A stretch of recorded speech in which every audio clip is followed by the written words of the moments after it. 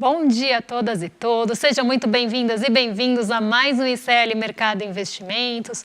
Hoje, sexta-feira, de uma semana mais curta aqui no exterior. A gente teve uma diversidade de feriados aqui no Brasil, no Japão, nos Estados Unidos. Então, uma semana até de uma agenda mais esvaziada, o que proporcionou mais peso aí para algumas notícias, principalmente para os noticiários domésticos. Então, a gente vai dar uma passada aí nos principais pontos que impactaram aqui o Brasil, né? Novas divulgações aí em relação ao nosso índice de confiança do consumidor. Vamos falar também ali da troca da presidência do Bradesco, que acabou ganhando um peso importante ontem, quando a gente for falar da abertura dos mercados.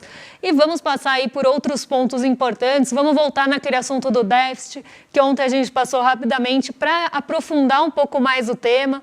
E a gente também vai falar aí do veto em relação à desoneração. Mas hoje, como eu falei, né, um dia que a gente vai passar aí por esses principais pontos. E como a gente ontem estava com a referência de Nova York, sem a referência de Nova York, na verdade, por conta do feriado de ação de graças que manteve o mercado fechado por lá, a gente vai começar falando primeiro do mundo, depois vamos para a Ásia, então a gente vai inverter esse processo. Então, vamos falar aí dos PMIs que foram divulgados antes de ontem e ontem, né? Na verdade, a gente está falando aí de PMIs que foram, na verdade, divulgados ontem de manhã e à noite, por conta do horário aí do Japão. Então, na verdade, eles foram divulgados ontem ao longo do dia. E eles apontam aí para uma melhora no mês de novembro, mas ainda abaixo do patamar de 50, que é aquele limiar que acaba mostrando, né, o limiar que a gente chama de neutro, que acaba mostrando se a economia está em alta ou se a economia está ali em contração, se ela está expandindo ou se ela está contraindo. Então, vamos colocar aí na tela para vocês o PMI, né? Aqui a gente tem a notícia do nosso site falando dessa volta do feriado. Hoje os mercados ainda têm uma negociação reduzida nos Estados Unidos, então isso deve continuar impactando aí os mercados de uma forma geral, mas a gente vai começar aí dando um giro pelo mundão, falando aí do PMI. Então, vamos colocar na tela aí o segundo gráfico para vocês acompanharem aqui comigo, esses números dos índices de gerente de compras. Esses dados são preliminares, até porque o mês de novembro não acabou ainda. Eles já são um termômetro de como deve ficar a atividade aí de novembro em alguns países, né? Nem todos foram divulgados ainda. Hoje, durante o dia, principalmente aí no final, ao longo da tarde, a gente vai ter a divulgação dos Estados Unidos, depois a gente tem a divulgação no Brasil, então não vai ser hoje ainda, mas na semana que vem. Então esses dados são, vamos pensar, a primeira leitura do PMI aí de novembro, que mostra, né, como eu falei, um termômetro da atividade dos setores, então o PMI composto, que acaba sendo uma espécie de média entre o PMI industrial e o PMI do setor de serviços. Sempre aparece uma dúvida aqui no nosso chat, né? O que quer dizer PMI? A tradução literal mesmo é índice de gerente de compras. E o que a gente teve aí no PMI dos países que já foram divulgados, essa primeira leitura aí em relação à atividade, ritmo de atividade e termômetro de atividade dos setores. Na Alemanha, a gente teve uma melhora, inclusive no PMI composto ficando acima da projeção para o mês. Então, a gente sai de um PMI em outubro de 45,9, com expectativa de chegar em 46,5, e a gente chega a 47,1. Essa alta foi puxada principalmente aí, pelo setor industrial, que começa a se aproximar de 50, mas ainda não está tão próximo assim. Então, a gente tem um PMI do setor de serviços saindo de 48,2 para 48,7 agora nesse mês, então um pouco mais próximo do patamar de 50, mas ainda com uma dificuldade no PMI industrial. A gente sabe a dificuldade que a gente está vendo lá na Europa de uma forma geral em relação à indústria, então o PMI industrial ainda mostra mais dificuldade, mas já fica melhor do que o mês anterior aí. Isso sumiu aqui, gente, eu não consigo passar o número pessoal. Aí, obrigada. E aí ficou em 42,3. Tá? Na zona do euro, a gente tem aqui uma melhora também no PMI de uma forma geral, no composto, com uma alta aí de 43,8 nesse mês, também caminhando lentamente para perto do patamar de 50, mas ainda todos no terreno da contração. Né? Quando a gente fala de terreno da contração, é porque a economia ela está enxugando, ela está contraindo. E ela pode estar contraindo num ritmo maior, então quando ela se afasta de 50, ela está retraindo mais, e quando ela vai se aproximando de 50, ela ainda está em contração, mas numa contração menor. É como se a gente estivesse pensando numa aceleração mesmo, né? Se ela está num ritmo mais lento ou mais acelerado aí de expansão e de contração. Então, o que a gente vê na Europa, né, de uma forma geral, até para não passar todos os números com vocês, porque vocês estão vendo aí na tela, a gente vê uma Europa abaixo do patamar de 50 na maioria dos casos, um pouco acima, inclusive, das perspectivas, as projeções por lá não estavam tão boas, até porque a gente vem de meses de muita dificuldade nos setores europeus de uma forma geral. Então, a gente tem esse retrato aí da Alemanha e zona do euro. O Reino Unido, ele começa a chegar já naquele limiar de 50 em alguns pontos, então quem puxou o Reino Unido também no composto para esse 50,1, então ainda não é uma expansão muito acelerada, mas ele já começa a entrar no terreno da expansão da atividade, mas puxada pelo setor de serviços, não pelo setor industrial. Embora o setor industrial aí já tenha melhorado um pouquinho, ficando um pouco mais próximo aí do patamar de 50, estava em 44 no último mês, então 46,7 já é uma diminuição dessa contração mais importante. A França ainda mostra dificuldade, então quando a gente vê o composto ali em 42,6 nesse mês, ainda distante do patamar de 50, justamente aí também puxado por esse PMI industrial e de serviços mais lento, né, com uma ainda contração importante. E aí a gente teve na divulgação dessa madrugada o PMI do Japão. O PMI do Japão aí já mostra, né, esse patamar de 50 atingido, pelo menos aí no composto e no setor de serviços. Então, como a gente vê no mundo de uma forma geral, os serviços estão puxando a média do PMI para cima, né? Então a gente tem um PMI crescendo ou retraindo numa velocidade menor, vamos pensar assim, né? Começando a chegar perto da expansão, puxado pelo setor de serviços e não o setor industrial, né? O que mostra um retrato aí de uma indústria bem preocupante no mundo. E aí, quando a gente for falar da Ásia, eu vou voltar nesse ponto, até por isso que eu comecei a falar do PMI hoje, não comecei pelas bolsas asiáticas, porque foram essas divulgações aí que impactaram bastante a bolsa asiática hoje. Então, a gente vê uma indústria com muito problema, de uma forma geral, né, numa forma global até. Não é só no Brasil que a gente tem visto dificuldades, né? A gente sempre bate nessa tecla, por exemplo, da Europa, com todo o cenário ali que a gente tem de conflitos, a questão energética da Europa bem preocupante, uma taxa de juros lá alta também estrangulando a economia. Então, a gente vê um setor industrial com problemas numa forma geral, né? E hoje saem os dados do PMI dos Estados Unidos, e aí a gente vai também ter uma nova visão de como está por lá. Tá, então, esse foi o retrato aí do mundo, né, dos índices de gerente de compras, mostrando essas atividades industrial, de serviços e dessa forma composta, ainda apontando para dificuldades no setor industrial e o setor de serviços trazendo algum fôlego para as economias, o que não é muito diferente do que a gente tem visto por aqui.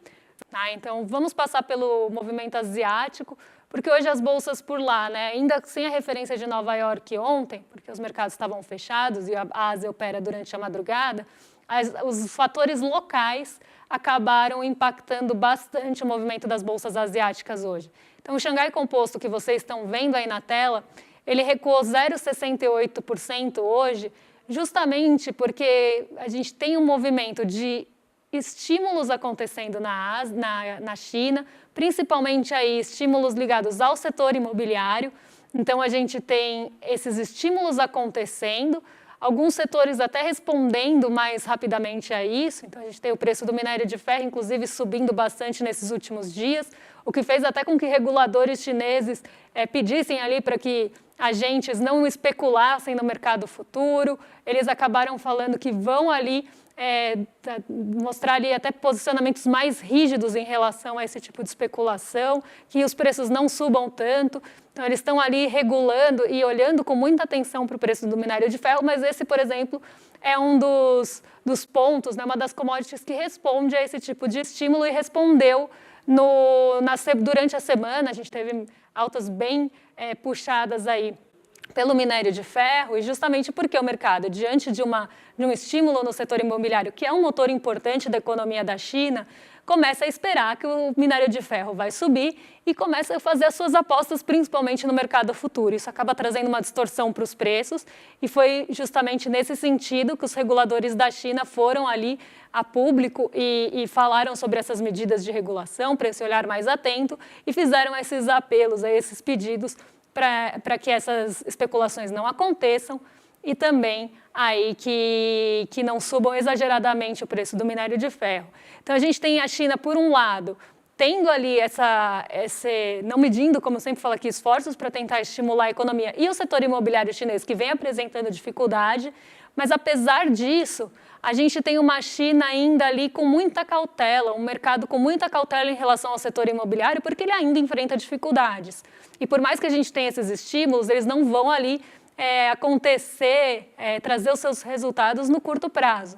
Então, hoje a gente teve aí uma queda mesmo do Xangai Composto, puxado justamente por esse setor imobiliário, mesmo com os estímulos, porque o sentimento de cautela ainda é grande em relação ao resultado que isso vai trazer e se isso vai resolver ou não o problema ali de um setor bem fragilizado, com problemas de inadimplência. Então, o mercado está com o pé atrás ainda com o setor imobiliário chinês, e foi isso que acabou puxando o Xangai Composto para baixo, deixando ele na liderança das perdas. Mas, como eu falei, lá na Ásia o movimento foi misto, então as bolsas não seguiram uma única direção, porque cada uma respondeu aos seus fatores locais, já que Nova York estava fechada, e Nova York é uma referência importante ali para a abertura do mercado asiático. O mercado japonês, por sua vez, estava fechado por conta do feriado do Dia do Trabalho, retoma as atividades hoje de manhã com uma alta importante. Quando a gente for ver aí a abertura dos mercados, vocês vão ver ali que o Nikkei 225 subiu 0,80 hoje. Então, a gente teve um dia positivo no Japão por essa volta de feriado ter pegado aquele movimento mais positivo da Ásia de ontem, Então, estamos falando aí do fechamento da madrugada de ontem. Como o Japão estava fechado, ele teve essa repercussão hoje. Mas um dia misto na Ásia, o que vai até ser um ponto importante aí em outras bolsas. Porque, como eu falei, sem a referência de Nova York, com uma liquidez mais enxuta, o noticiário local acaba ganhando força, acaba ganhando peso.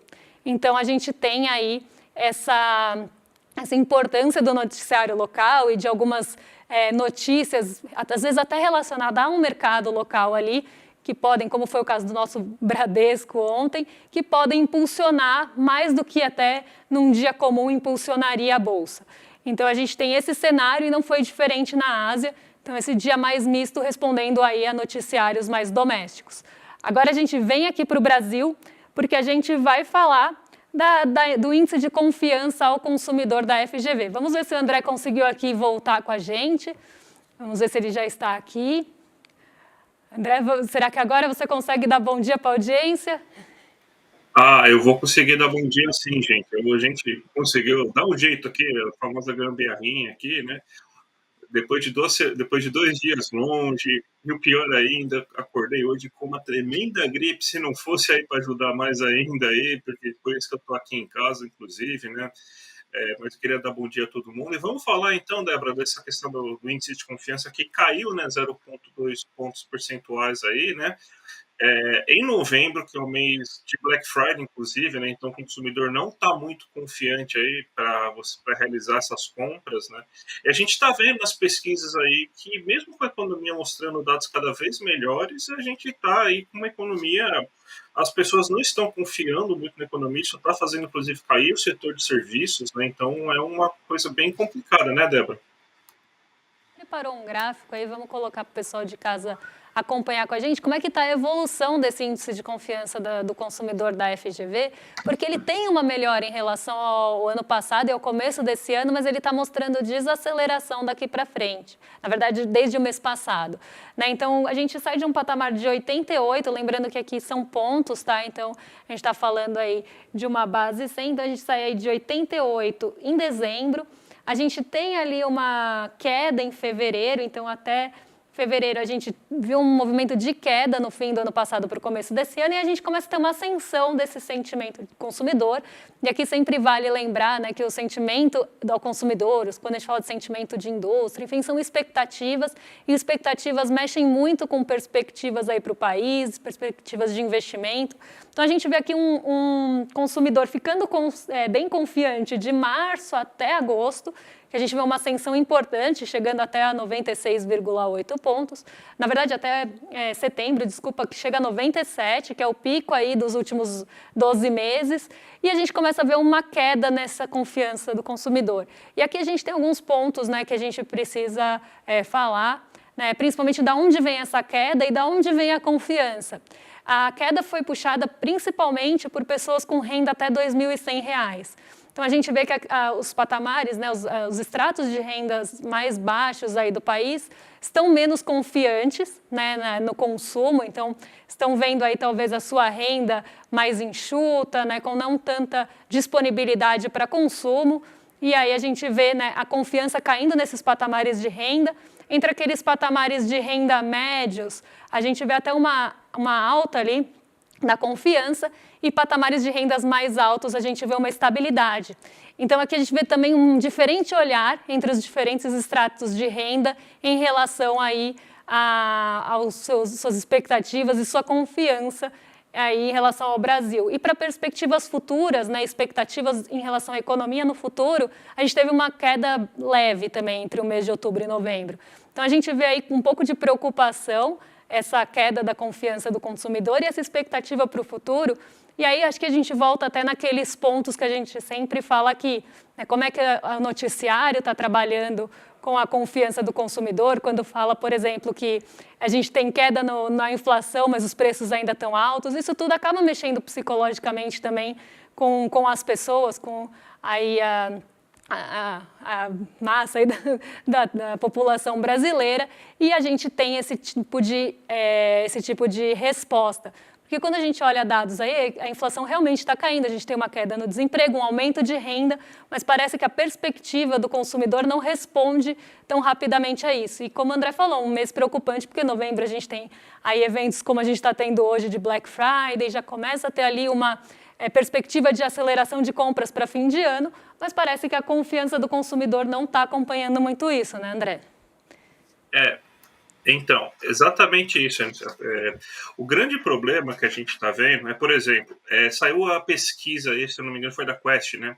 E está falando que o brasileiro está muito preocupado com a questão fiscal brasileira. Então você vê assim que a narrativa está ganhando realmente essa narrativa aí de responsabilidade, de que esses gastos excessivos, como se tivesse aumentado alguma coisa os gastos, na verdade a gente está só tentando aumentar a receita, né?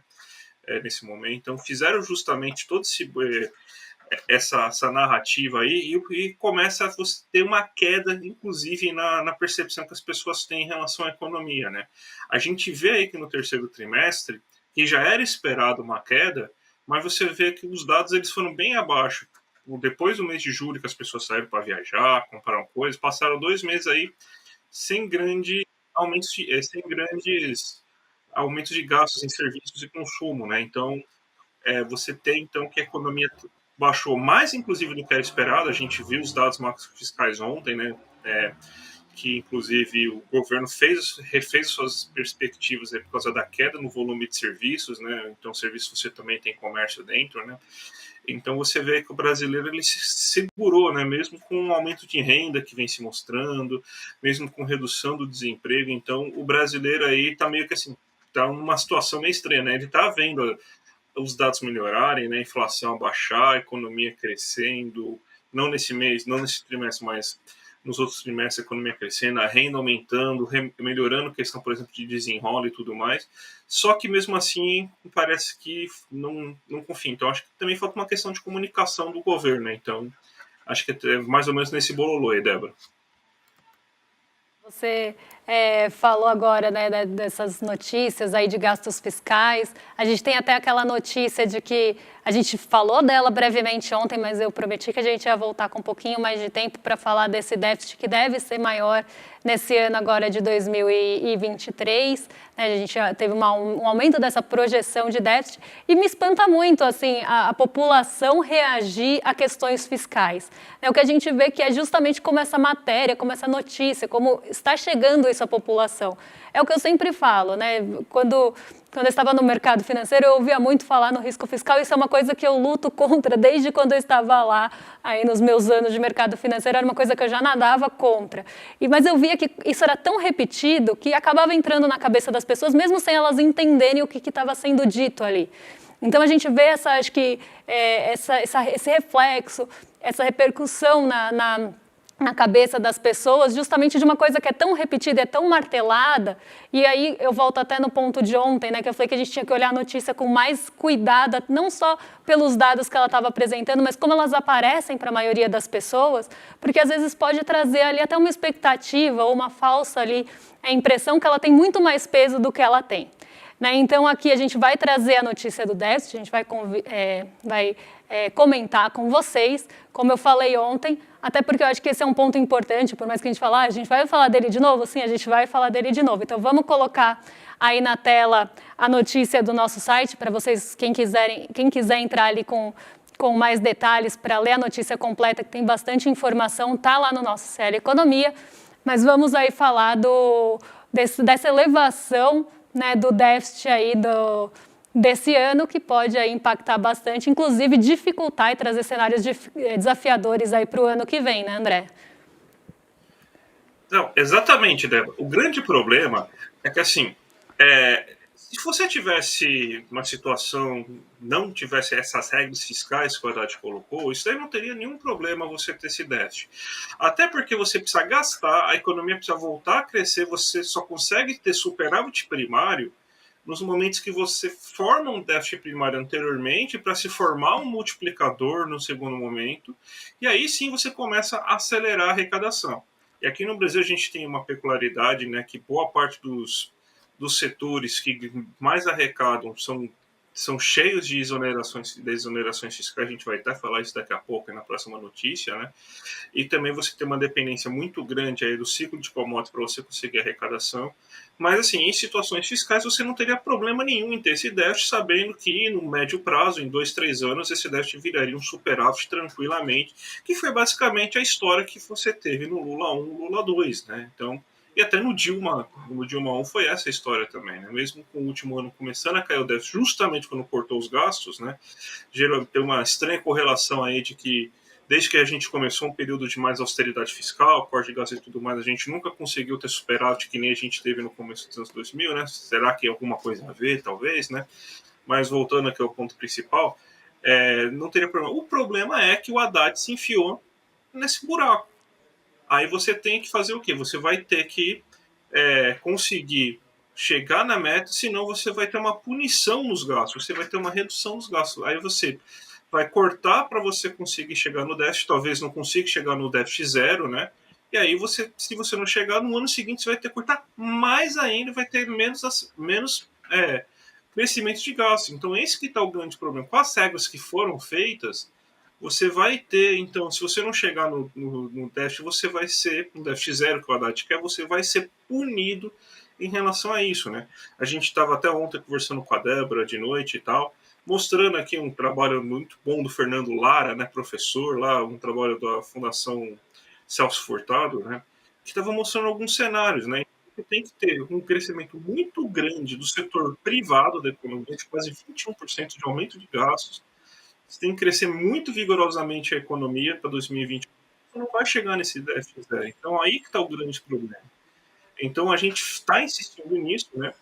Porque é mais um problema de que o governo se enfiou no buraco.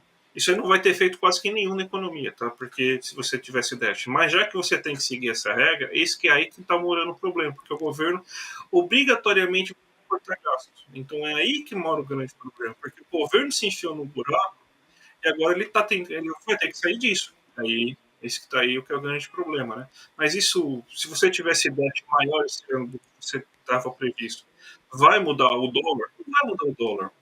E nesse caso, inclusive, literalmente, não vai mudar nada, né? Na questão, aliás, se você tiver um esforço para reduzir isso, deixa aí vai mudar um pouco sim, porque vai ter que cortar gasto social e tudo mais. Então, aí que está a questão fiscal, viu, Débora? Exatamente. E aí a gente vê também, né, essa insistência que a gente sempre fala aqui do Haddad em zerar o déficit, em até colocar isso como uma pauta prioritária, e eu vejo isso um aceno para o mercado, porque quem pressiona realmente em relação a isso e gosta de um bom corte de gastos é justamente o mercado. E a gente não cansa de ver aí esses acenos. E aí a gente vê que é muito mais para agradar o mercado, que nunca vai ficar agradado, como a gente viu na pesquisa que mostra o que a Faria Lima pensa, do que realmente uma mudança que vai fazer bem para o Brasil, que vai ser benéfica. Até porque, como a gente falou, se os gastos forem bem feitos, né, e forem ali em setores importantes, estratégicos, isso poderia inclusive melhorar e trazer um superávit nos outros anos. Então aqui a gente vê muito essa tentativa, pelo menos na minha visão, do Haddad tentar agradar aí a Faria Lima, tentar agradar o mercado financeiro, que vai se impressionar e vai bater nisso, né, e isso vai bater também na mídia tradicional, nos veículos tradicionais, que vão pegar pesado nesse ponto, e aí parece que é uma tentativa de agradar, que vai, inclusive, aí trazer dificuldades para os nossos cenários nos próximos anos. E falando até, né, você falou da desoneração, André, a gente trouxe a notícia aí do veto, né, da desoneração, que até mostra, né, alguns estudos aí mostram que isso é realmente, né, essa desoneração acaba trazendo, inclusive, e não é eficiente, né, uma ineficiência praticamente econômica, né? Débora, o que essa desoneração acabou trazendo foi o seguinte, né? Margem de lucro, taxa de lucro, eles conseguiram melhorar suas margens de lucro, porque esses setores que foram desonerados lá, a agenda Fiesp de 2012, quando a Dilma, a Fiesp vendeu, né, vendeu não, né, fez um monte de sugestões aí que a Dilma acatou, inclusive, antes do Pato Amarelo, e uma delas era essa desoneração. Falava, não, está muito caro, a gente precisa. Aqueles setores que mais empregam no Brasil merecem ter uma desoneração para reduzir o custo de trabalho. O que aconteceu é que esses setores não aumentaram a, a quantidade de pessoas trabalhando. Esses setores, eles simplesmente melhoraram suas margens de lucro,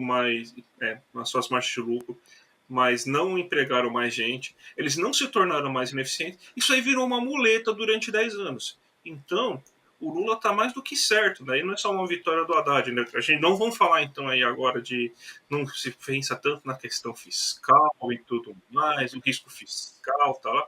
Aí, ó, a gente foi lá e conseguiu tirar um espantalho, uma jabuticaba brasileira que só tem aqui. Então, eu acho que isso daí está mais do que certo. Eles não estavam contribuindo para nada, esses setores aí. Eles empregam, são bem importantes, mas há muito tempo, a gente até mostrou, inclusive, alguns meses aí, que eles já não eram os setores que mais empregavam na economia faz tempo. Então, eles ficavam com essa muleta, eles têm um lobby muito forte. Mas tá aí, vai conseguir melhorar as contas públicas brasileiras. Não é isso que é a coisa mais importante, o nosso santo grau, não é melhorar a situação das contas públicas brasileiras?